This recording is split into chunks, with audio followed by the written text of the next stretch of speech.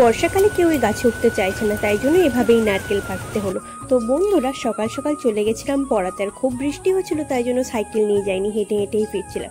তারপরে আসার পথে একটা স্টেশনারি দোকানে ঢুকে পড়েছিলাম, কিন্তু একটা চেন কেনার জন্য।